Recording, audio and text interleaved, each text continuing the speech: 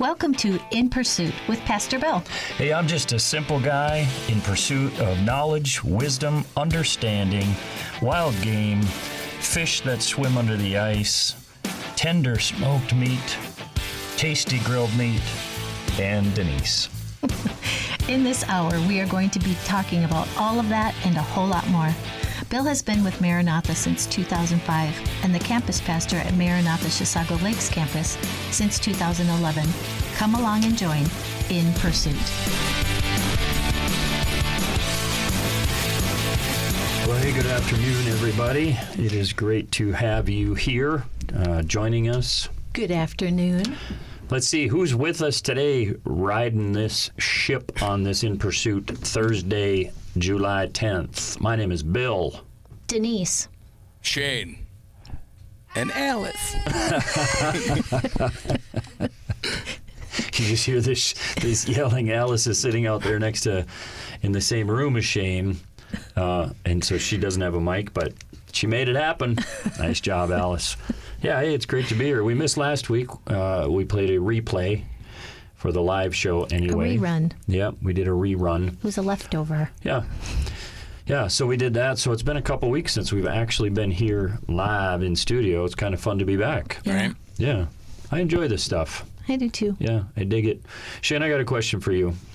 You have an addition at the Chisago Lakes campus called a basketball hoop. I do. And I noticed last night, when I got done with my meeting, before I went in the sanctuary, I walked into Denise's office, so I was able to look out the window.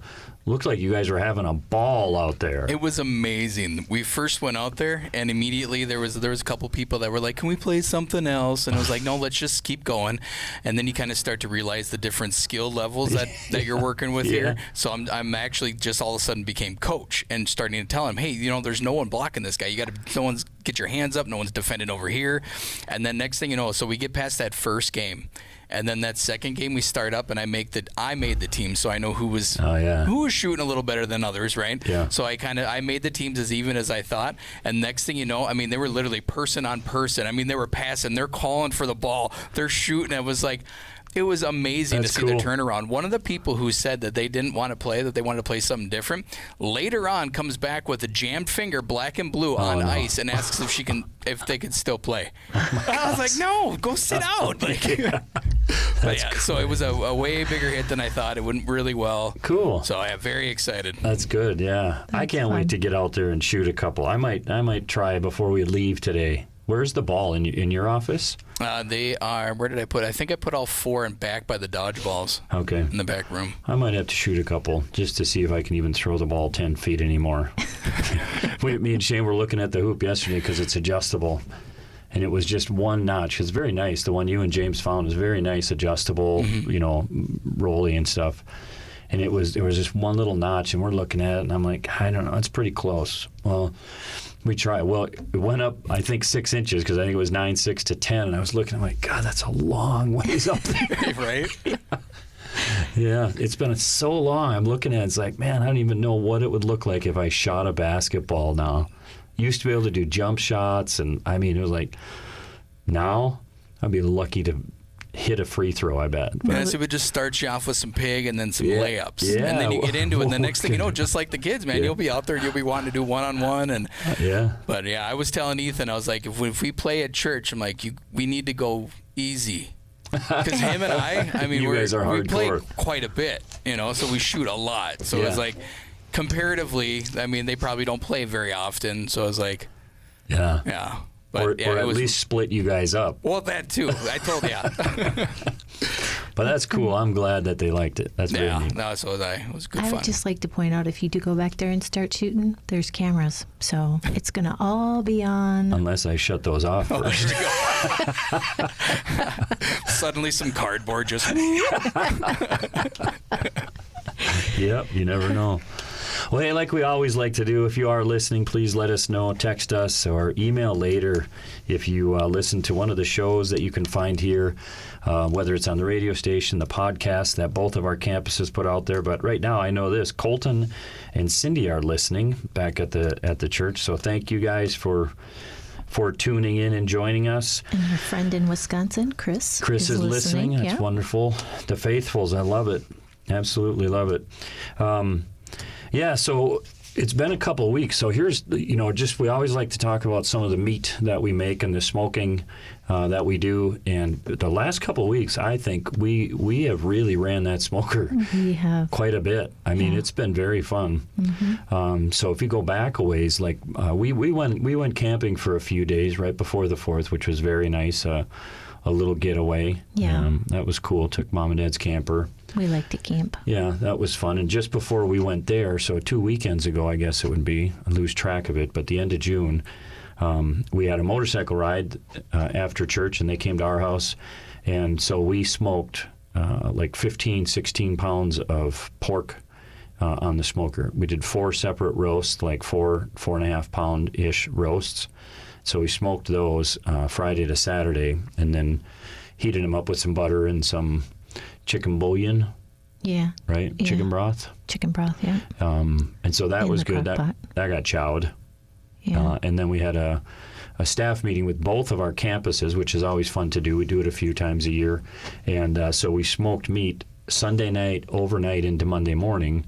We smoked like an 8.5 pound pork butt, and that turned out delicious as well. So yeah. Very tasty. we had some good pork. Mm-hmm. Yeah, some very good pork. I love it when you can just dig your hands in and it just falls apart. It just yeah. shreds. Yeah, I love that. It's so good. He double gloves. A double glove and dig in. Oh, it's so good. It's very rewarding because you hit the temperature right when you can. I mean, you can shred it. Like I got these bear claws, you can shred it with. But when you can just dig in and it just goes. Oh man, it's good. Yeah. So that was fun to do. So that was a cool experience. We ate a lot of meat there. But then you had a birthday recently. I did. Yeah. And so when we got back from camping on your birthday, we got up that morning and we smoked a couple ribeyes again for your birthday, just the two of us. Yep. And so it was such a great meal. We were sitting there eating it, and I was thinking, this is not a Denise birthday meal. This is a Bill birthday meal. Because she made homemade mashed potatoes, which were just delicious. And we had, and then we smoked these ribeyes. And again, just out of this world, what a great way to prepare a steak. I mean, they were good. I got them from a local butcher. I got to stop saying names until people start ponying up and sponsoring some of this radios. No more freebies. But I love the Hungry Farmer. That's where we got some of the pork at, and we got these ribeyes. And man, I'm telling you, we've had good experience there with the meat we've gotten there. Yeah. So these ribeyes, again, we just smoked them, got them up to an internal. I think I set it at 138. Yeah. Yep. With those, because they were maybe 1.25 inches cut, I wish I would have done 135 in internal temperature, but then seared them on the Blackstone, and then we'd let them rest. Yeah. But they were very, very good. Yeah. They were good. Yeah, it turned out well. You forgot about Friday. Yeah, that's right. When Okay. I mentioned the mashed potatoes, that popped into my head. So, Yeah. so Friday, our 4th of July, because we had just gotten home from camping and we were tired and it was so hot. And I'm telling you this, man, when it's hot like that, I would much rather have 10-degree weather than 90-some degree weather, because there's no, it's like when it's 10 degrees, put a couple more layers on, keep moving, and you're going to stay warm. When it's 90 or 100 degrees, You get just, in the pool. yeah, it sucks the life out of you. I completely agree. Thank you. I appreciate that. No. Yeah, it's just, man, I know some people like Denise loves the heat, but for me, it's like, just terrible. Just terrible. Yeah. But so what we did was this. Came across this video and thought we would try it. So we smoked a brick of Philadelphia cream cheese. Well, it was actually Crystal Farm. We cream smoked a brick cheese. of Crystal Farms cream cheese. I Get thought your all, ad reads right. Come on. I thought, yeah, exactly. Given the wrong bit to it. I thought all cream cheese was Philadelphia cream cheese. Oftentimes we eat Great Value cream cheese. His world just, wow. It just shattered. Exploded. Oh, what in the world? Okay, so we had a brick of cream cheese, and so what you do is you take the brick of cream cheese, you score it diagonally both ways, just a tiny little cut, and then you season it with like a rub, a pork rub, or whatever kind of flavor you would like, you know. We decided the one we put on was a little salty. We did, because we used the one that we do for pork, and there's a lot of salt in the pork rub. But there's also 5 pounds of meat that you're mixing it with. This is a small brick of Crystal Farms cream cheese. That's hilarious. Yeah. I thought every cream cheese was Philadelphia. Whatever. Anyway, so it was a little salty just because when you put a rub on a piece of meat, it's this huge hunk, and, you know. Yeah.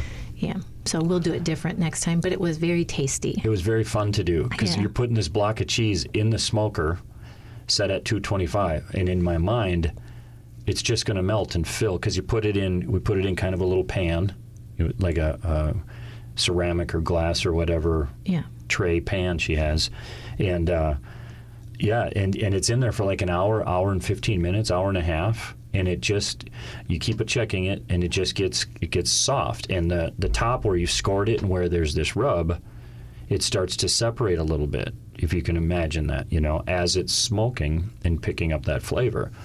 Then with that, what they said to do, we didn't do this part, but what they say to do is took like a peach jelly, put some barbecue sauce in it, put it in another little bowl, and then put that in the smoker as well to heat it up and give it that smoke flavor.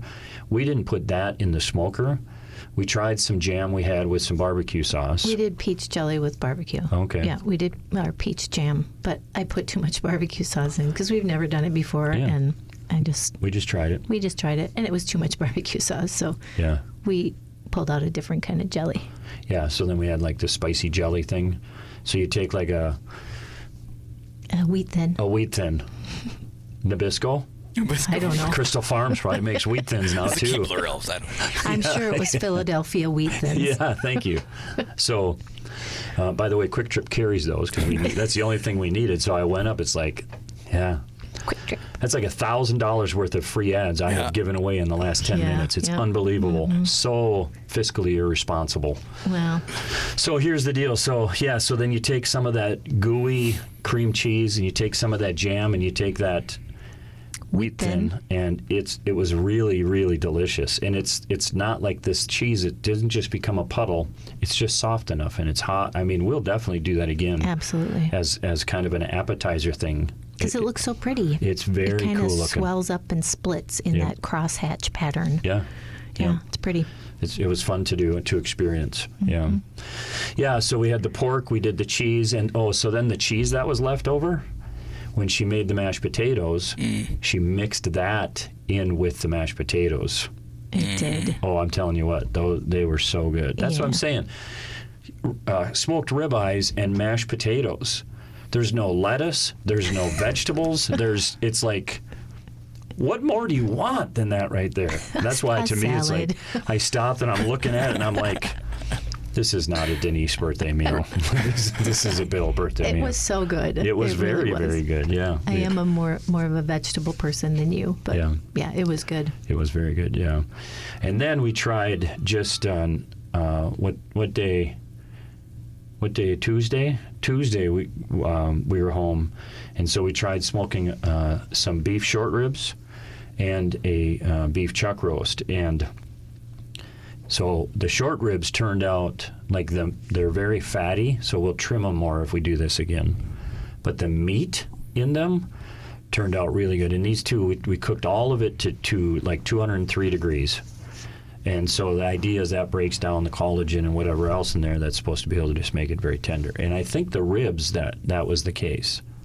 But the chuck roast... Well, the thing about the ribs is you had to you were up to your elbows in grease getting that meat because you had to find it. Yep. You had to find the meat in the ribs because of all the fat and the bone. Yeah. But it was really good when you found the meat. Right, yeah. Yeah. So it wasn't a meat you'd want to eat on a first date because I think I had grease. I would like another rib, please. So you wouldn't want to eat it on a first date. But, but they were good, though. We'll try it again, but I'll trim that top part of fat off. And, The meat was good. But the chuck roast, I rarely was excited for that to be able to shred that. I didn't expect to just push my fingers into it, but I'm thinking my bare claws I'd be able to shred it, and couldn't do it. And so I don't know what the deal is. I think I tried that one other time too, and it tasted good. The seasoning you put on it was good. Yeah. But I love that shredded beef. You know, you have that good shredded beef with a little bit of barbecue sauce or even just ketchup on there. Put some ketchup on to make it real spicy, you know. So, yeah. Anyway, it was still good, but we didn't get to that shredded. So I don't know what to do because we have some more chuck roasts in the freezer from the cow, the quarter of a cow we got last year. But yeah. I'm excited to try it again, though. It's fun. That's what I like about it. It's like, it still tastes good, but it's not what you want it to be, you know? Yeah. So. Yeah, I wish it had been a little more tender. Yeah. But it's all good. We'll try again. Yeah, we'll try again. And we'll make some nice soup out of it. Oh, yeah. Can't wait. Well, that meat you brought me up this morning. Was very Whatever good. you did with that was good. It was some of the leftover chuck, and you did something, and that was like, oh, yeah. I could have ate a pound of that. Yeah, it was pretty good. But, that's why I was like, do you want me to stop? Do you want to eat it just like that, or should I continue making soup? Yeah, so she's going to make soup out of the juice, because the chuck, we smoked it for a while, then we put it in a tray with some bouillon and whatever there was seasoning on it already, and then we covered it and then let it finish in there. So then you had all that juice from that now is what you're going to make soup out of. Yeah, super good. Yeah. Heather Warenberg's listening. Well, hello, Heather. Hello, Heather. She sent you some kind of basketball thing. Yep, that's me right there. A shot and a miss. That's what she sent right there. Yeah, and that would be it too. And Cindy Noble texted me, "Keep the cameras on." Yeah. She wants to Not see giving that anybody video. any evidence. Yeah, so that's kind of been our week. I hope everybody had a great 4th of July. We had a pretty good one, pretty uneventful. Yeah, pretty quiet. Yeah, it was. I didn't even hear any fireworks. Did you? There was some going off around us. Not a ton though. Yeah. Because the city of North Branch, where we live, they didn't do their 4th of July fireworks. They did kind of a midsummer celebration earlier in June, and then that's where they did their fireworks. Oh yeah. So, yeah, but it was just a quiet day, just hanging out and eating cream cheese. eating, and not a lot of work got done because it was just hot. I would have gotten more done if it was 20 degrees outside than 10 million degrees outside. Well, let's do this. I got a couple thoughts that I want to continue with here, but before we even get into those, how about if we take a little bit early? Are we too early to take our bottom of the hour break? Never. Never too early? No. So we could do it at like 30 seconds into the show? Let's get this out. Absolutely.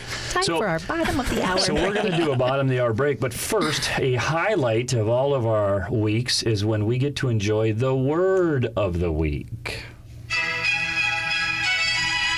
Word of the week. This is the part of the show where Denise and Bill learn new words in pursuit of knowledge and understanding of the English language, and so they can sound smarter. Smarter. Are you sounding smart today? Okay, so I found a word. I had to find a word because yesterday I get my word of the week done on Wednesday, because if I try and do it Thursday, there's not enough time because it takes me a while to get these together. Yeah. I left my phone at home yesterday all That's right. day. All and day. So as I encounter words that I want to do for word of the week, I type them into my phone. So I had none of them because my phone was sitting on my dresser at home. So I went searching for a word, and I found a word that intrigued me. It's not really one word. It's 2 words. It's a phrase. It's Grapefruit League. Do you know what the Grapefruit League is? Anybody? Sounds like a minor league Florida softball team. Well, that's what I was saying. I mean, I know there's teams like the Trash Pandas and stuff, the AAA ball. Yeah, those guys are hilarious. Well, this is good then, because I thought I was the only one that wouldn't know this. So it's a Major League Baseball team playing exhibition games during spring training, the Grapefruit League. Okay. And the etymology is they are games being played in warm regions where citrus fruits are grown. So it's the Grapefruit League. There we go. I enlightened all of you. Oh, that's cool. Yeah, I didn't very know cool. that. So there's not a whole lot more to that word. But in the dictionary, you guys got to go check out the online dictionary for Merriam-Webster, who should now sponsor us, because I just dropped their name too. They have rhymes for Grapefruit League. I don't know if it's for rappers that they do this or what, or poem writers. I don't know, but they do rhyming words, and the first rhyming word they have listed for Grapefruit. Wait. Now, do you want beatbox while you do this, just so that No. you can? Are you sure? There's no beatbox. No, we don't need. But I can only assume, yeah, they're both doing the symbol for that. You guys can't see it, but anyway. So the rhyming words for Grapefruit League. The first one is blitzkrieg, and I'm like, blitzkrieg? What's a blitzkrieg? Do either of you know? Isn't that what the Germans called it when they would literally like just full force You are correct. Yeah. Blitzkrieg. It is a war conducted with great speed and force, a violent surprise offensive by massed air forces and mechanized ground forces in close. Anyway, Wow. yeah, good job, Shane. Well, I like how you Blitzkrieg. turned this into trivia day. I mean, this is awesome. Grapefruit League, Yeah. Blitzkrieg. Yeah. So if you use the word Blitzkrieg in a sentence, because this two-word word of the week is now becoming a three-word Yeah. word of the week, because we've got grapefruit and league, and now blitzkrieg.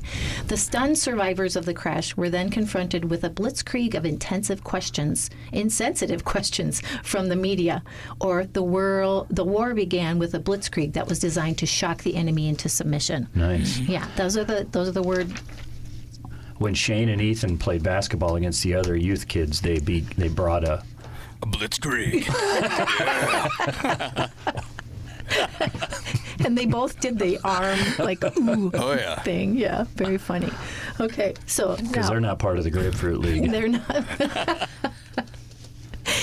So we know if we don't use our new word, which you both already have, we will lose our new word. But I would like to use our new words, all three of them, in my own sentence. Do you think I can do it? Think I can bring Absolutely. all All three three? of them in the same sentence? I know. It's so exciting. It's so exciting. I had to ask Shane.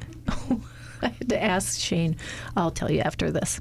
I think a trip with Bill to see some of the Grapefruit League games would be fun, but I wouldn't want to see an umpire navigate a blitzkrieg from the fans if they made a bad call.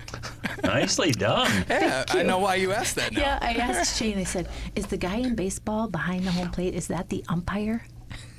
He goes, yep. And then I walked away from him. But didn't explain why. I guess I did what I was supposed to do. Right?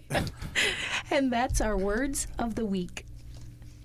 You're listening to In Pursuit with me, Pastor Bill, a production of WAJC, Your Life Radio on 88.1 and 91.7 FM. WAJC is owned and operated by Maranatha Assembly of God in Forest Lake, Minnesota. If you would like to visit Maranatha Chisago Lakes campus, we have 4 weekend services to choose from. Visit MaranathaChisago.org to learn more and to check out some past messages. Wonderful. Well, thank you for that. That was super fun. Yeah, that was fun. Yeah, I enjoyed that. Mm-hmm. Very cool. I can't wait to try and use Blitzkrieg. And Grapefruit League. I'll try, but that's They rhyme. like a whole sentence for me, 3 words. Far too many syllables. Yeah, exactly. Like, I'm a pretty simple guy. That's cute. Thank you. It's wonderful. Hey, a few really quick announcements for you, just some upcoming things. I want to remind you all, whether you listen live or online later as podcasts, to check out our websites, realchurch.org for the Forest Lake campus and MaranathaChisago.org.church or .com for the Chisago campus, and you'll find a lot of stuff coming up and what's happening. But a couple really quick things. Wednesday nights at both of the churches are very, very exciting right now. At the Forest Lake campus, they have a series called Scandalous, Jesus and the Stories He Told. Pastors Orlean, Robin, and Michelle are facilitating that. And then while that's happening, they have a wonderful kids ministry taking place here where they're outside playing in water and stuff. At the Chisago campus, we have a summer filled with with different testimonials of hope and all of the fun stuff that God has done in people's lives. Last night we heard an amazing testimony from Erica, and she sang some stuff. And that's just going to be the whole rest of the summer on Wednesday nights, hearing from people within the church.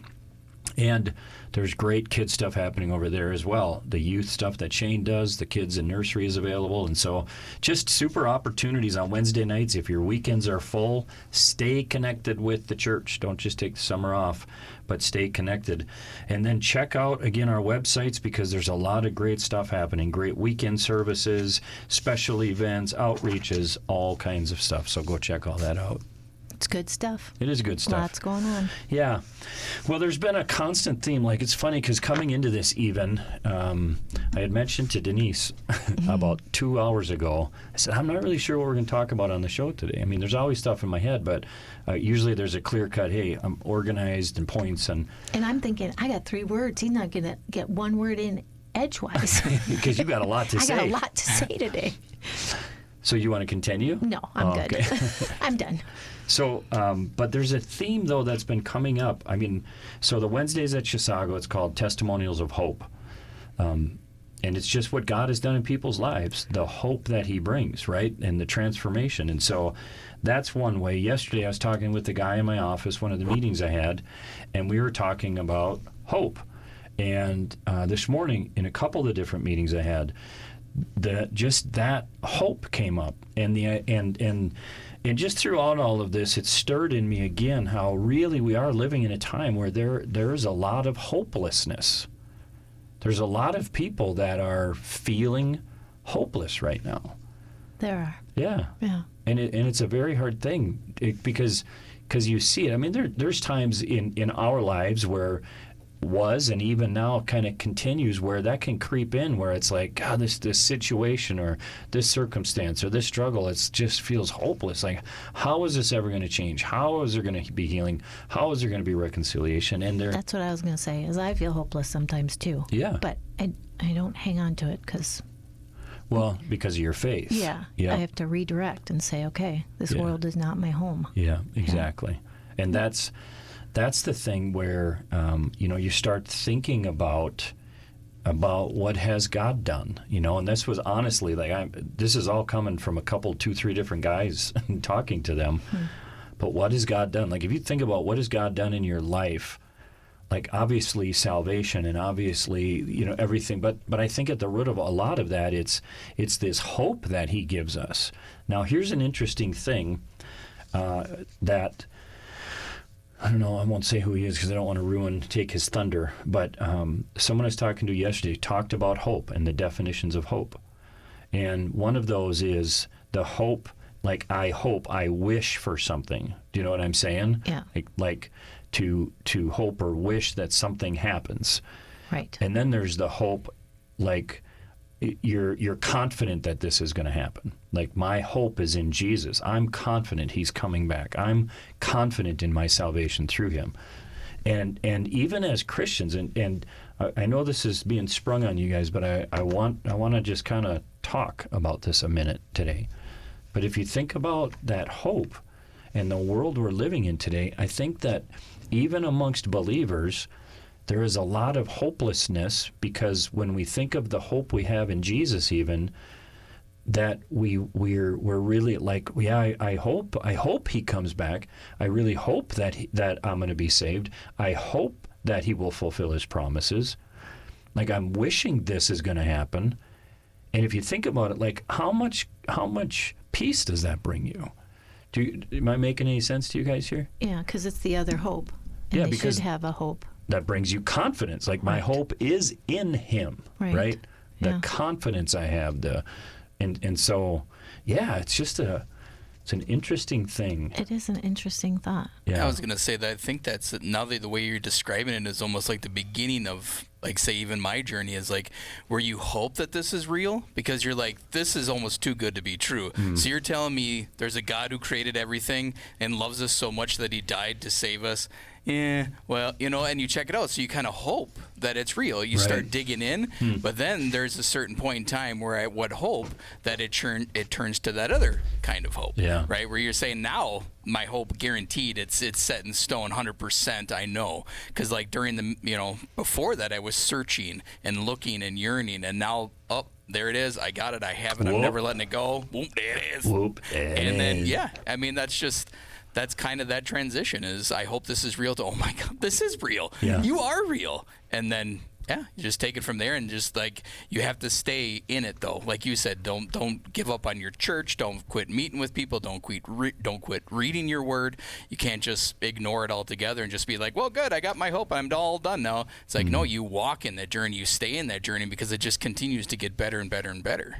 And that's a great way to articulate it, Shane. And I think it's important to stay in it, because there are going to be times of real life where things might feel hopeless, and you got to stand on that concrete hope that you do have in the Lord. And realize that situation potentially is hopeless. But like that's the thing, is that one situation that has nothing to do with that situation over here, or that one, or that person, or these things. But maybe certain situations can seem that way. Yeah. And then by the end of it, I mean, as we all know, a lot of times we see the good that comes out of things that at that time we knew there's no way, that's hopeless, nothing good is ever going to come out of that. And then afterwards, like 2 months later, you're like, wow, can you believe the good that came out of that?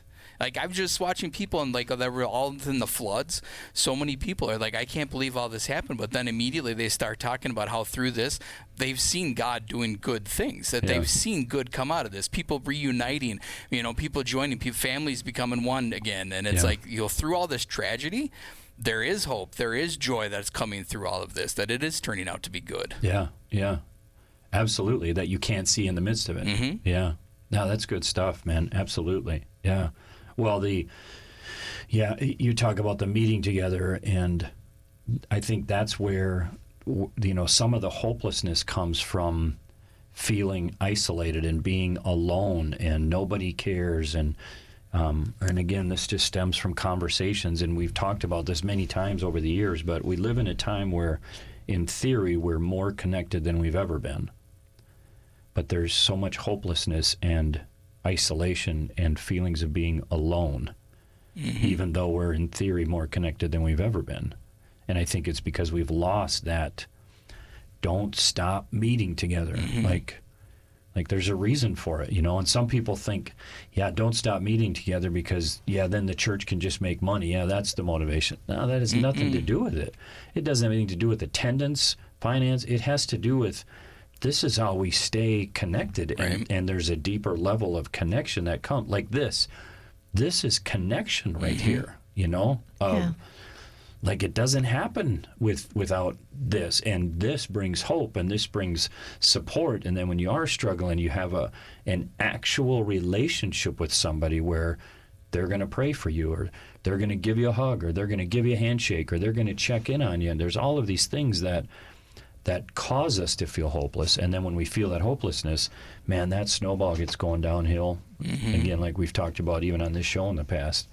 Those snowballs get going, it's like, they can be hard to stop. Yeah. And I think, like you were saying, too, like you can have a family of 5 in one house, but they're all in their own digital prison. Yeah. It's like they're all in their own separate rooms. They're not only that, but your phone itself has its own separate algorithm that's feeding you your own echo chamber. So it's like you're isolated yourself inside your room, but now you're even further, and you're isolated yourself with your algorithm, and you're just that one thing. So you're completely kept off from everybody else. And it knows. I mean, it does. This is like a bunny trail, but the first time that I knew that they feed you stuff that, like, to keep you, that it inflames you. It's just to keep you. Gets you fired up. They feed you that. And so if you have a political view or a zombie apocalypse view, like me, they feed you stuff that makes you think that everybody knows this. Everybody is feeling this. Everybody understands all of this information because I see it all the time on my phone. And they don't. They see the stuff that they are ruminating on. Ruminating. Nice. Yeah. So that, And that was just within like the last year or two that I learned that. And I'm like, that makes me a little bit angry. It's a divisive feature of our phones. Yeah. Very divisive. Well, but it's the, like, if you think of it, what a great business plan. Yep. Hey, I want this in your hand as much as possible. I could care less what it does to He's you holding up mentally, his phone. emotionally, socially. Yeah. Like, I want this in your hands. I want your eyes on this as much as possible. So here's what I'm going to do. It's going to read. It's going to tell me how it is to keep you sucked in right there. Yeah. And it's crazy, you know. And that's just one little piece of the culture we're living in that, again, isolates. Right. You know, and it becomes this natural thing of, instead of being out at the neighbors, you think of talking to the neighbors. Now, don't get me wrong, I'm very glad where we live we have no neighbors like you, right? You don't have it. Now, I love the people, but I'm so glad. But that's the idea, is how much do we know our neighbors? How much do we help our neighbors? How much do we visit with our neighbors? Stuff like that. Because our world is within the four walls of our home, or you know, our world is in our hand. Yep, right staring there. back at us from the screen. And giving us a false sense, and most importantly, our kids and their kids, a false sense of connectiveness, you know. And then, like you said, like this could snowball, but then you start thinking, well, if this is my existence, and if this, as he's pointing to his phone. Yeah, if this phone is my existence, and social media, and I think these devices and these platforms have great use. I mean, you can get the word of God out to people. You can bring encouraging messages and good music and all that stuff. There's a place for it. But if my existence and my worth is found in this device or this platform, then the number of views, the number of likes, the number of positive comments, all of that's what I build everything on. And if I'm not getting those, what is that feeding? More and more a sense of failure and hopelessness. Right. Yes. So now you get on this cycle of, you know, I'm terrible, nobody loves me, nobody wants me, I'm just going to squirrel myself away, and then terrible things happen. Yes. And it can be painful. So again, now bringing it back to like the value of God and the value of faith, not just the value of going to church, but all this together. The value of faith is like, my hope is in Him. Like, my hope is not in Denise. Do you know what I mean? And Denise's hope is not in me, because guarantee you, I will disappoint and let you down. And that's what you navigate as life, right? You just navigate it, right? Because we're people. But God, when our hope is in, like, He is going to fulfill His promise. He is coming back. Amen. We do get to spend eternity in heaven. We will walk with Him. There will be no more set. Like, that's my hope. That's my confidence. That's where everything is put, is this life is but a vapor. It's here today and it's gone tomorrow. Even, like, I think Pastor Mike mentioned it last weekend in his message here at the Forest Lake campus. He was talking about how even if you live to be 100 years old, that's still a blip on the map. That's the vapor. Even 100 years to us, it's like, wow, that's a long time. You know, that's 75 more years for me, and so that's a long time. But the reality is even 100 years, it's but a vapor, and then it's gone, and then eternity, and that's what we put our hope in. And that's hard to grasp. It is hard to grasp in our brains. Yeah. Yeah. I think because we only use like 10% of our brains. Yeah. It's a concept that's hard to grasp, but if you say it out loud and you go, okay, yeah, compared to eternity, 100 years is a blip. Yeah. And I think it was Francis Chan on one of his messages. He ran a rope all the way across the stage, and it had to be 60, 80, 100 feet long. Yeah. I mean, if I remember, it was like a huge stage, and he ran it all the way across, and he had like this little piece of red tape on it, if I remember correctly. He's like, this is you and your whole life.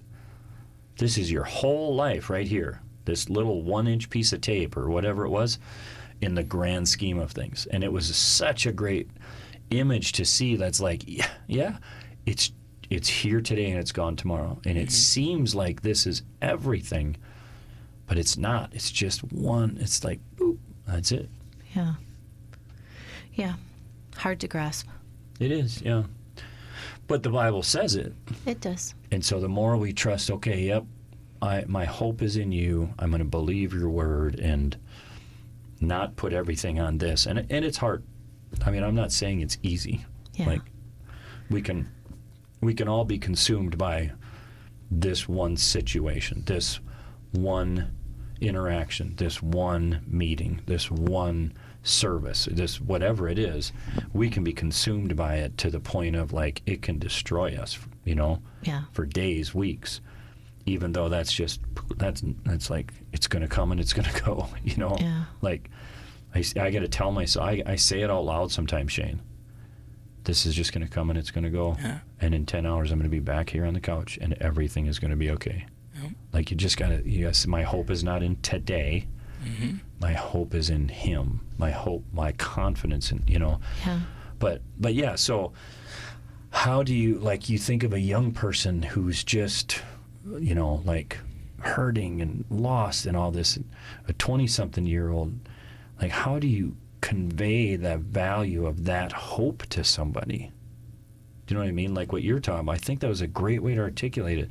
When I start, yeah, man, I hope this is true. That would be awesome. To this is true.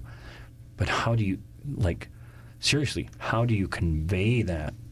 How do you show that? How do you get that message across? Because people need that message today when there's so much hopelessness. And like here's the deal. We have the answer to the hopelessness. We do. You already answered it, though. You told them, show them.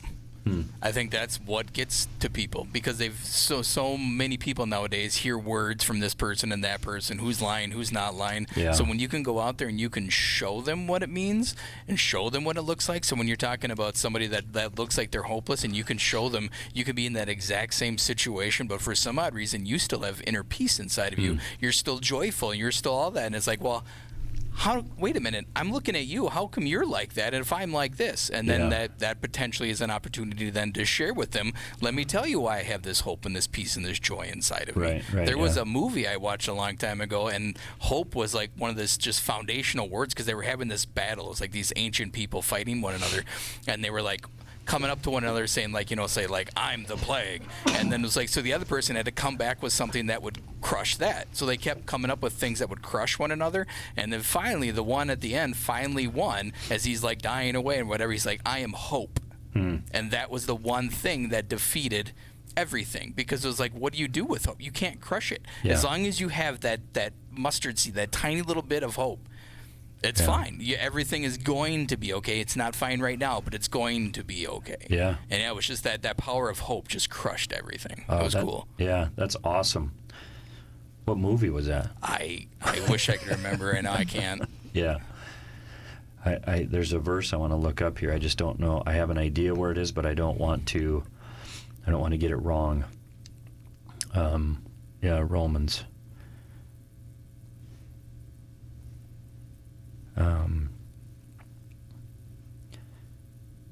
We also, Romans 5:3, not only so, but we also glory in our sufferings, because we know that suffering produces perseverance, character, and character, hope.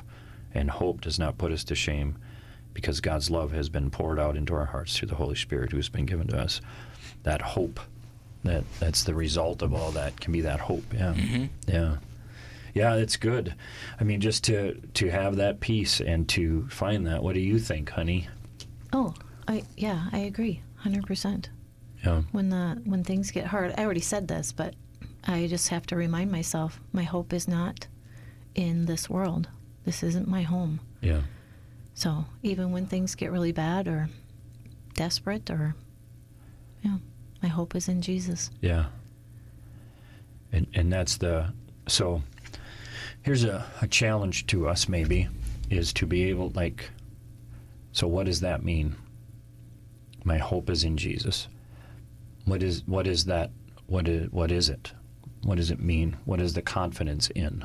Because that's what I hear. Like, my hope, my confidence is in Jesus. Do you understand what I'm saying? You guys follow me? Yeah, I hear contentment. So okay. Yeah, I mean, so if you Philippians have that hope, 4:13 type thing. no matter what's going on, you're always going to be content in that situation, because you're hopeful of knowing, right? So you always have that on you, That's the first word that popped in my head, Sure. is just knowing that, you can just be content in all things, just knowing and having that hope. It's going to get better. Yeah. Yeah. Yeah, but content, I don't think of that as happy or excited or glad about what's going on.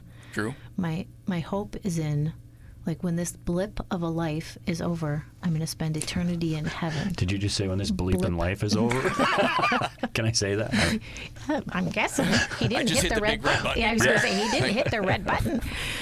But when the blip of our life is done, we get to spend eternity with Jesus, who loves us. And I'm convinced that there are trees in heaven that you pick fruit off and you just think, oh, I'd like this to taste like a piece of lasagna. And it tastes like lasagna without a...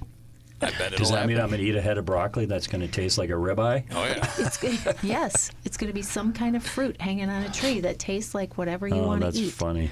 Yeah, anyway. So when things are hard, you can be content in that, but you don't have to be, like, content to stay there, I guess is what, Yeah, when yeah. you said content. it's Satisfied like, with it. Yeah, not everything isn't copacetic. Yeah. you know? Content as in I can find peace. Yeah. Not content as in I'm satisfied. Everything's fine. Yeah. Yeah. Yeah. It's like I have peace because I know that eventually I will be in heaven with Jesus. Yeah. Yeah. I've learned the secret Right. to being content, no matter what. Whether I have much or little, whether I'm in prison or free, I've learned the secret that I can do this through Jesus. And I think, like, that's where we've cheapened a verse like that. Yeah. Like, I can live through imprisonment. I can live through whips. I can live through beatings. I can live through being stoned. I can live through being mocked and persecuted and all these things. And hungry and cold. Yeah, I can live through that Yeah. and have that contentment. Not I'm okay with this, but I Right. can have that because of Jesus. My hope is in Him, Right. and that's where that, you think of these people that, like, I it's just on my mind because of recent things, but a Muslim that gives his life to Jesus, who now his family has ousted him, not only ousted him but wants to kill him. The people in the city want to kill him. I mean, you want to talk about an upended life because of Jesus, Right.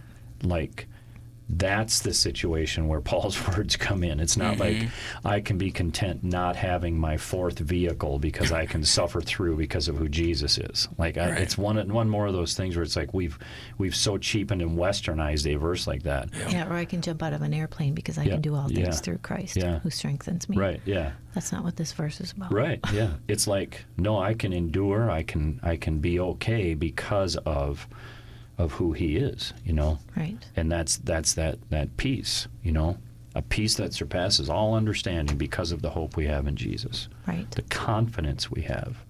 Yeah, I just think it's interesting to talk about and flesh it out a little bit more and more so that we're able to articulate to people when we say, my hope is in Jesus. Well, to a non-Christian, even a new Christian's like, I don't even know what that means, that your hope is in Jesus, Yeah. It's good to talk about it. I think it's great, yeah. I find myself when I get in those situations, I can't talk about it because Yeah. my brain just goes. I think, like, and this is, so a side note, this is why community is important and why it's important to talk about things a little deeper than the weather and sports teams and Grapefruit leagues. great, yeah. Not that you need to be ostentatious, Yes. but it's good to talk about things, Right. Because this is educating. Like, listening to you guys empowers me to talk more clearly to other people.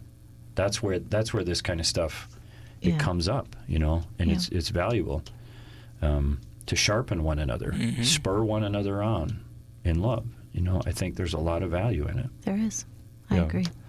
Yeah. Well, if you happen to be listening, this was not our normal, there's a topic and 5 points or whatever, but I think this is very good discussion, just little nuggets that you can take away and maybe even share with somebody. Remember what Shane said. It can start with, I hope this is real. I hope this is true. I hope, that'd be great. And then allow that to grow into, my hope is in you because this is real. you know, and to allow that to continue to grow and change, you know. And you brought up the floods, Shane. I think just we're going to take a second here and we're just going to pray to close this episode, this show out, because there are a lot of hopeless situations out there. And if we really turn our eyes on Jesus, the pain doesn't always go away, but there can be confidence because of the hope that we have. So let's pray. Father, we thank you so much for the conversation we get to have, and we thank you that in this country we can freely talk about you. We can freely tell others about you. Father, we ask that you continue to watch over our country, and especially right now those that are impacted by these floods.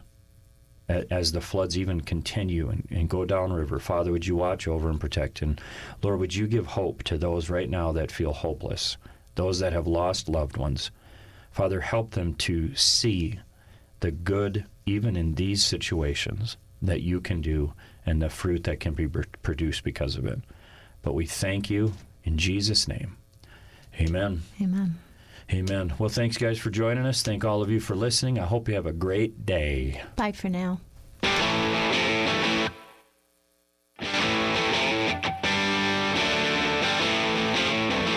Thanks for joining In Pursuit with Pastor Bill and me, Denise. We hope you will tune in next Thursday at noon as the pursuit continues. In Pursuit is a production of WAJC, Your Life Radio, on 88.1 and 91.7 FM. WAJC is owned and operated by Maranatha Assembly of God in Forest Lake, Minnesota. The opinions expressed here are not necessarily those of the owner.